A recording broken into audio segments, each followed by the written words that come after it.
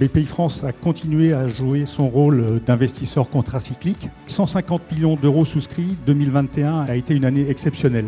On n'a pas voulu créer une société de gestion, on a voulu créer une entreprise qui fasse deux choses, qui investisse pour accompagner des projets dans un territoire et qui par ailleurs soutiennent par de l'accélération l'ensemble des projets dans lesquels on aurait investi. Puisque nous, typiquement, l'axe qu'on retient, c'est l'axe territorial et pas l'axe ou innovation ou capdev ou immobilier. Dès que quelqu'un rentre chez nous, on lui dit deux choses. On lui dit d'abord, tu vas vivre une belle aventure, parce qu'on est en train de préparer quelque chose qui est extraordinaire et on pense sincèrement, il y a tellement de belles choses à faire. Et c'est pour ça qu'on veut que les gens nous rejoignent.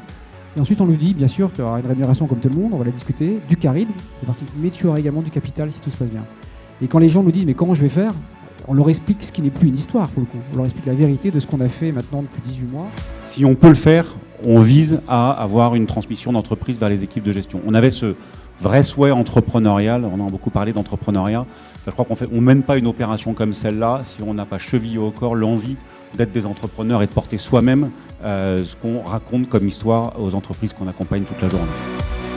D'une société de gestion régionale détenue par une personne physique principalement, à une société de gestion détenue par 12 associés aujourd'hui, 11 associés aujourd'hui, 12, 12. On a beaucoup d'autres actionnaires de l'entreprise qui se sont mis à avoir cette volonté de croissance et donc de participer, de contribuer à l'effort collectif sur la partie fundraising et puis sur la partie mise en œuvre des process, etc., globalement sur l'entreprise. Finalement, on parle de moins en moins de sociétés de gestion one-man show, mais de plus en plus d'associés. On ne voit jamais un fondateur, mais on voit plutôt des cofondateurs et qui élargissent et qui font venir et qui ont aussi conscience finalement du renouvellement des générations à mettre en place.